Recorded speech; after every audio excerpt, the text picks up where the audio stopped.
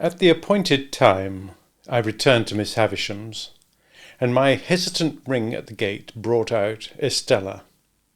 She locked it after admitting me, as she had done before, and again preceded me into the dark passage where her candle stood. She took no notice of me until she had the candle in her hand, when she looked over her shoulder, superciliously saying, "You're to come this way today," and took me to quite another part of the house.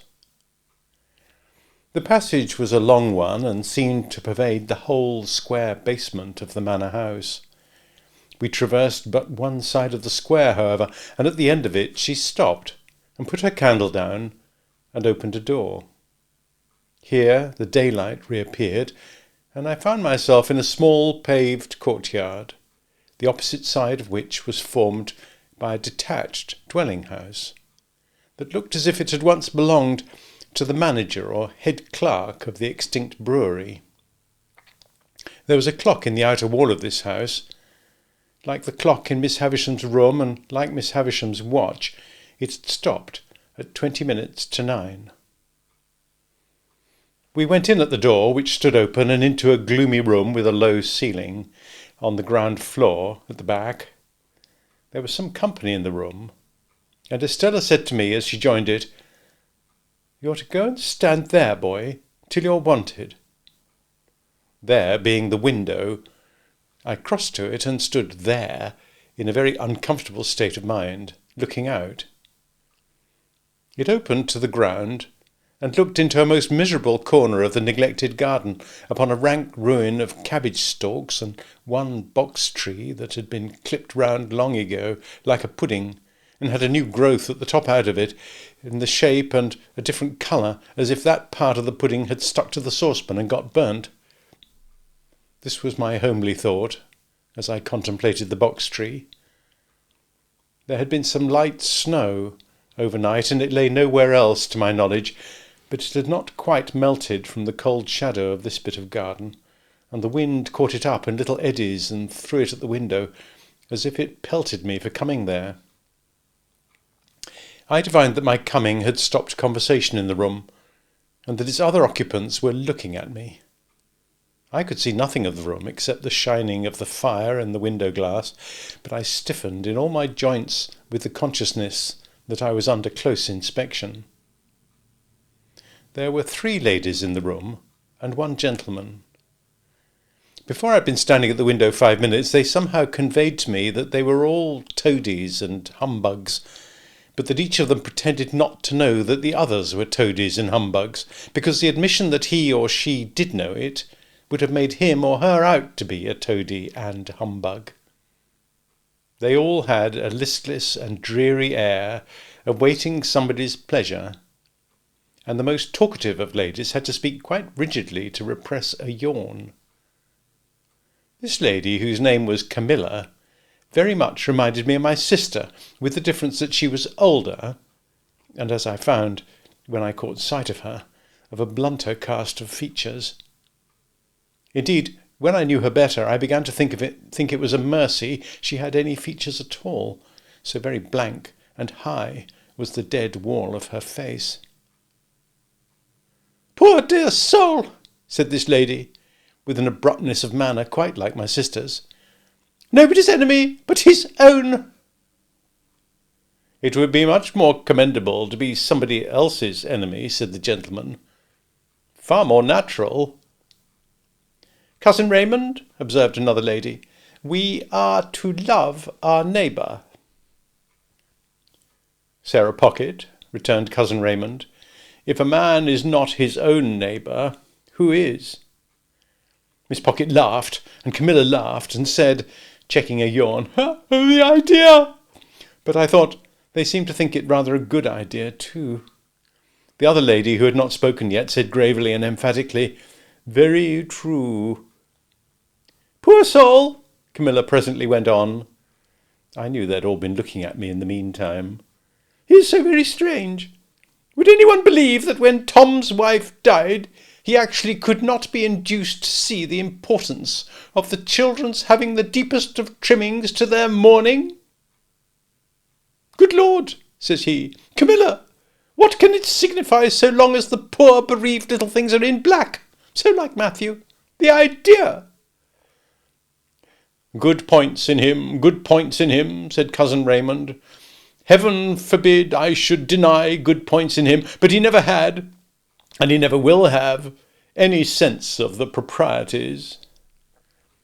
You know, I was obliged, said Camilla. I was obliged to be firm. I said, I will not do, for the credit of the family. I told him that without deep trimmings the family was disgraced. I cried it out from breakfast till dinner. I injured my digestion, and at last he flung out in his violent way and said, with a D, then do as you like. Thank goodness it will always be a consolation to me to know that I instantly went out in a pouring rain and bought the things. He paid for them, did he not? Asked Estella. It's not the question, my dear child, who paid for them, returned Camilla. I bought them, and I shall often think of that with peace when I wake up in the night. The ringing of a distant bell, combined with the echoing of some cry or call along the passage by which I had come, interrupted the conversation, and caused Estella to say to me, Now, boy. On my turning round, they all looked at me with the utmost contempt, and as I went out I heard Sarah Pocket say, Well, I'm sure. What next? And Camilla add, with indignation, Was there ever such a fancy? The idea! As we were going with our candle along the dark passage, Estella stopped all of a sudden, and facing round, said in her taunting manner, with her face quite close to mine, Well? Well, miss, I answered, almost falling over her and checking myself. She stood looking at me, and of course I stood looking at her. Am I pretty? Yes, I think you're very pretty. Am I insulting? Not so much as you were last time, said I. Oh, not so much so. No. She fired when she asked the last question, and she slapped my face with such force as she had when I answered it. Now, she said, you little coarse monster, what do you think of me now? I shall not tell you. Because you are going to tell upstairs. Is that it? No, said I, that's not it. Why don't you cry again, you little wretch? Because I'll never cry for you again, said I, which was, I suppose, a false declaration as ever was made, for I was inwardly crying for her then, and I know what I know of the pain she cost me afterwards. We went on our way upstairs after this episode, and as we were going up we met a gentleman groping his way down. Whom have we here? Asked the gentleman, stopping and looking at me. A boy, said Estella. He was a burly man of an exceedingly dark complexion, with an exceedingly large head and a corresponding large hand. He took my chin in his large hand and turned up my face to have a look at me by the light of the candle. He was prematurely bald on the top of his head, and had bushy black eyebrows that wouldn't lie down but stood up, bristling. His eyes were set very deep in his head and were disagreeably sharp and suspicious. He had a large watch chain, and strong black dots where his beard and whiskers would have been if he had let them. He was nothing to me, and I could have had no foresight then that he ever would be anything to me, but it happened that I had this opportunity of observing him well. Boy of the neighbourhood? Hey? Said he. Yes, sir, said I. How do you come here? Miss Havisham sent for me, sir, I explained. Well, behave yourself. I have a pretty large experience of boys, and you're a bad set of fellows. Now mind, said he, biting the side of his great forefinger as he frowned at me. You behave yourself. With these words he released me, which I was glad of, for his hand smelt of scented soap, and went his way downstairs. I wondered whether he could be a doctor, but no, I thought, he couldn't be a doctor, or he would have a quieter and more persuasive manner. There was not much time to consider the subject, for we were soon in Miss Havisham's room, where she and everything else was just as I had left them. Estella left me standing near the door, and I stood there until Miss Havisham cast her eyes upon me from the dressing-table. "So," she said, without being startled or surprised, "the days have worn away, have they?" "Yes, ma'am. Today is—" "There, with the impatient movement of her fingers. "I don't want to know. Are you ready to play?" I was obliged to answer in some confusion. "I don't think I am, ma'am." "Not at cards again?" she demanded with a searching look. "Yes, ma'am, I could do that if I was wanted." "Since this house strikes you old and grave, boy," said Miss Havisham impatiently, "and you are unwilling to play, are you willing to work?" I could answer this inquiry with a better heart than I had been able to find for the other question, and I said I was quite willing. "Then go into that opposite room," said she, pointing at the door behind me with her withered hand, "and wait there till I come." I crossed the staircase landing and entered the room she had indicated. From that room, too, the daylight was completely excluded, and it had an airless smell that was oppressive. A fire had been lately kindled in the damp, old-fashioned grate, and it was more disposed to go out than to burn up, and the reluctant smoke which hung in the room seemed colder than the clearer air, like our own marsh mist. Certain wintry branches of candles on the high chimney-piece faintly lighted the chamber, or it would have been more expressive to say faintly troubled its darkness. It was spacious, and I dare say had once been handsome, but every discernible thing in it was covered with dust and mould and dropping to pieces. The most prominent object was a long table with a tablecloth spread on it, as if a feast had been in preparation when the house and the clocks all stopped together. An epergne or centrepiece of some kind was in the middle of this cloth.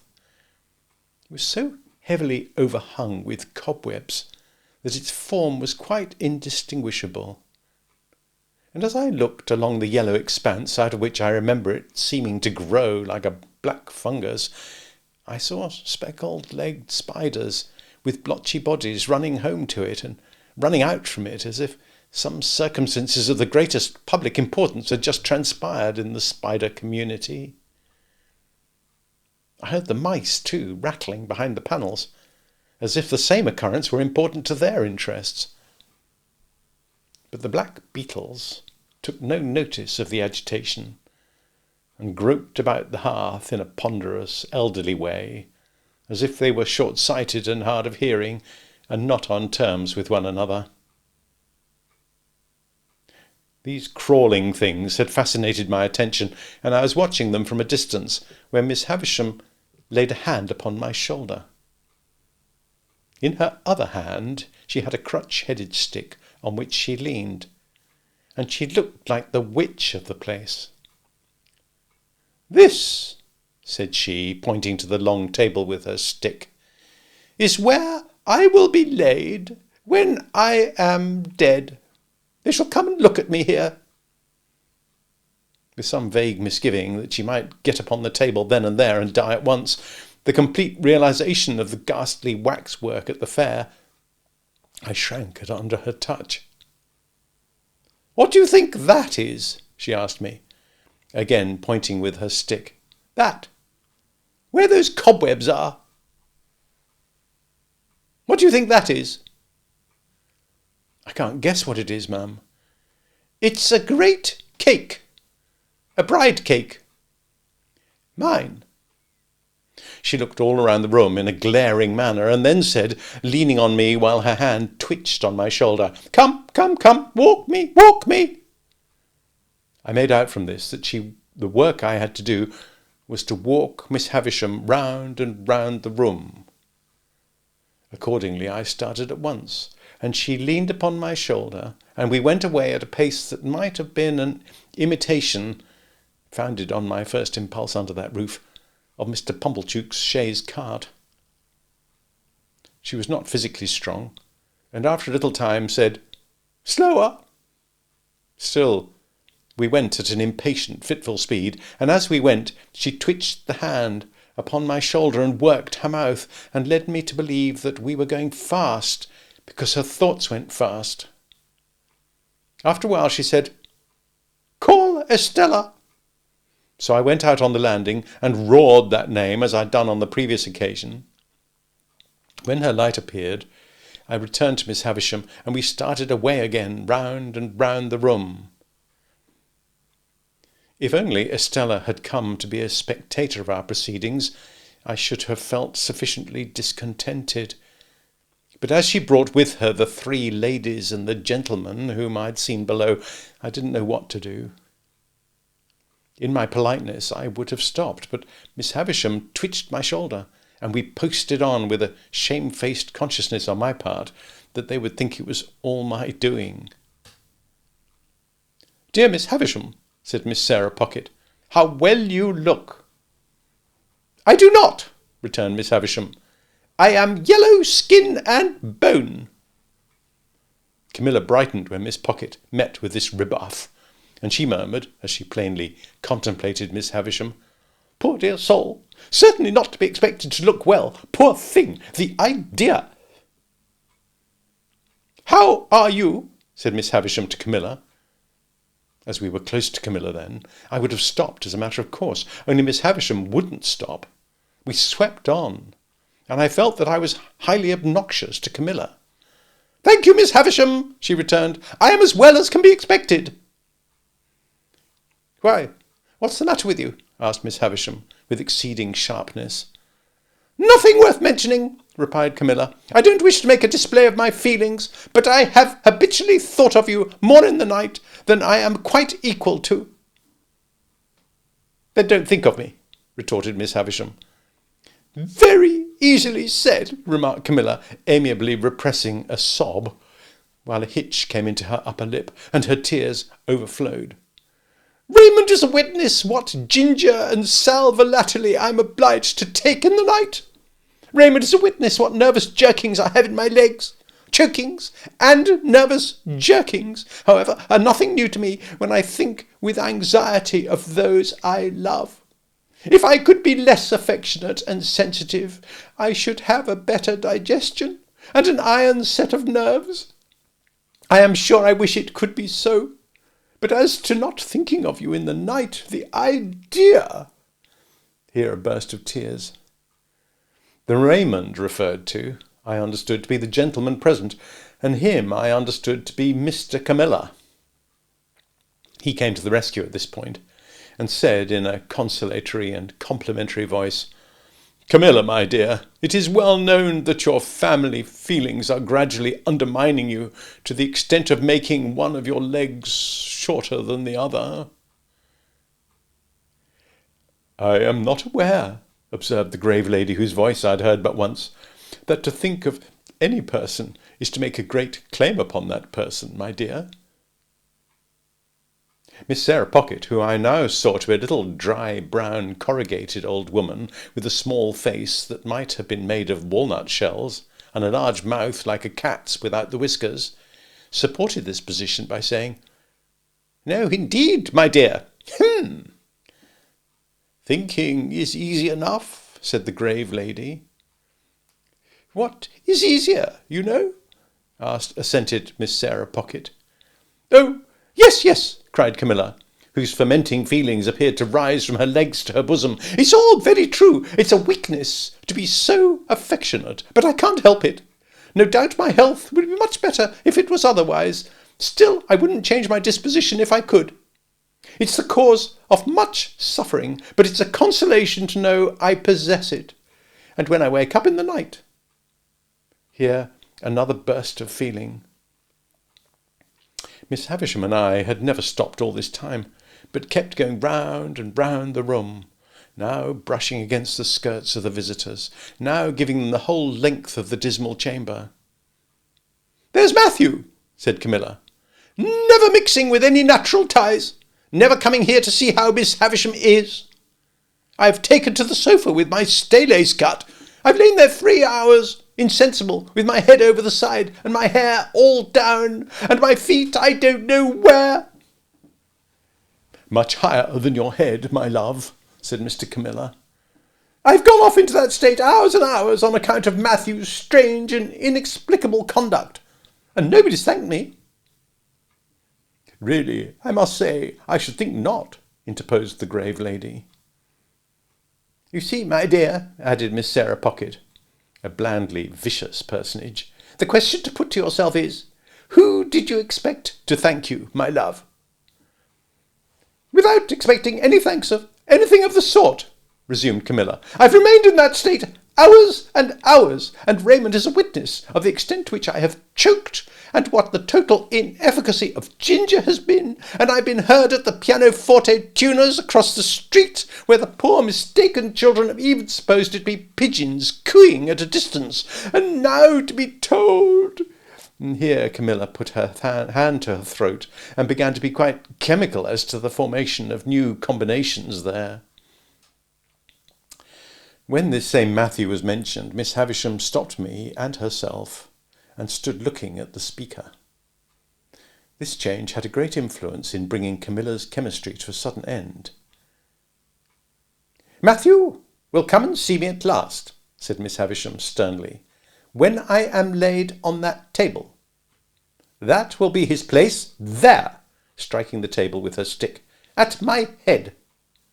And yours will be there, and your husband's there, and Sarah Pocket's there, and Georgina's there. Now, you all know where to take your stations when you come to feast upon me. And now go. At the mention of each name, she had struck the table with her stick in a new place. She now said, walk me, and we went on again. I suppose there's nothing to be done, exclaimed Camilla, but comply and depart. It's something to have seen the object of one's love and duty for even so short a time. I shall think of it with a melancholy satisfaction when I wake up in the night.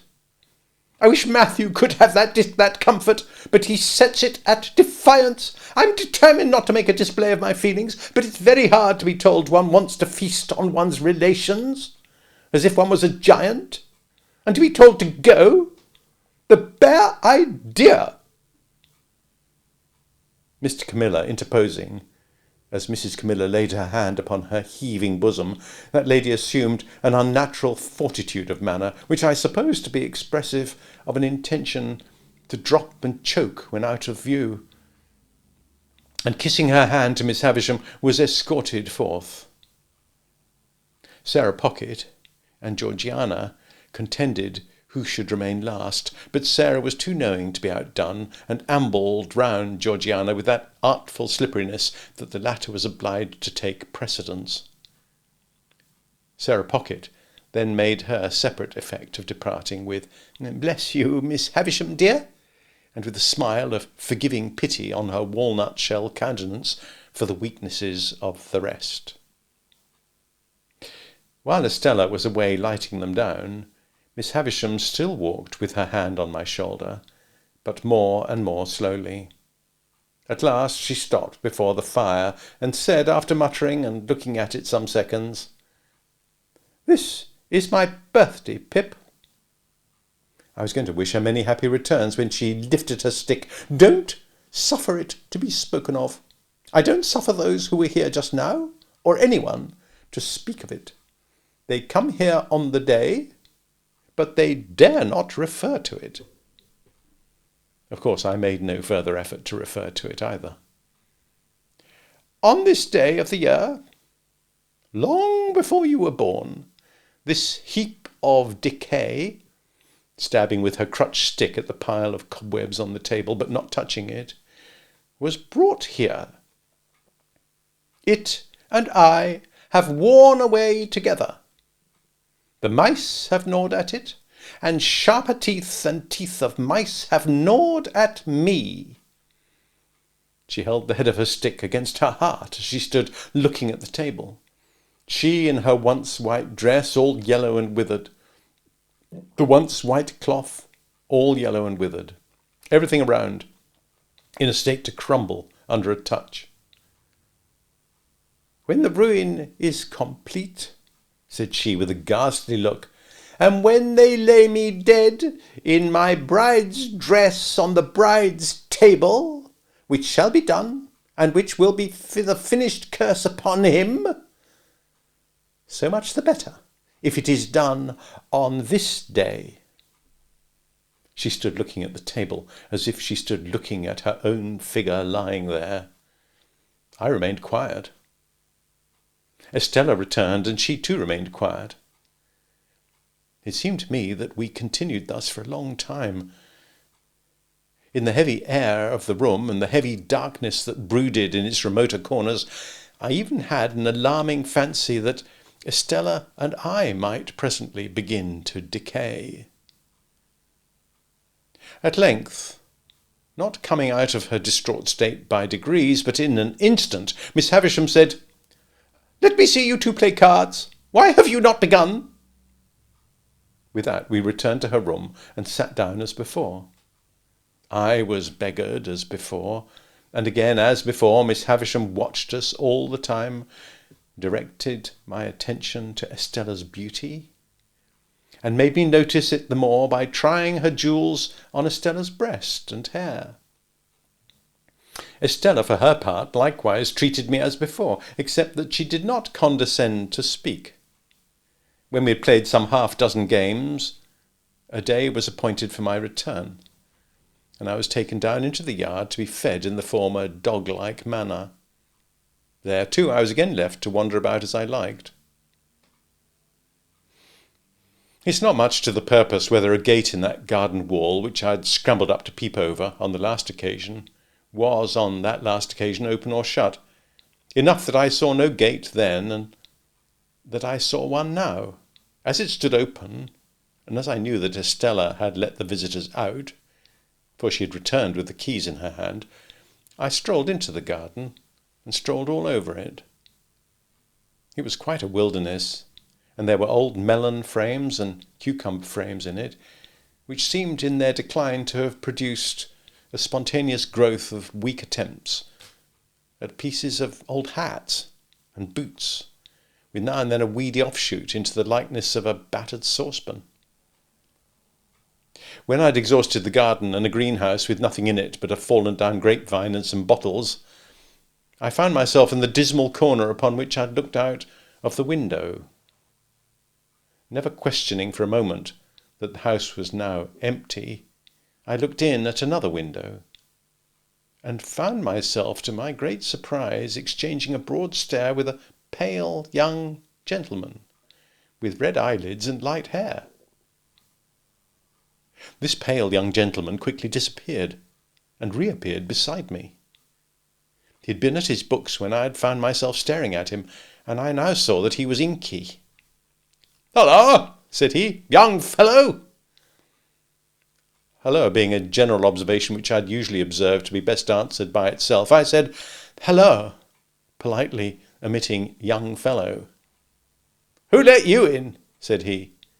"Miss Estella." "Who gave you leave to prowl about?" "Miss Estella." "Come and fight," said the pale young gentleman. What could I do but follow him?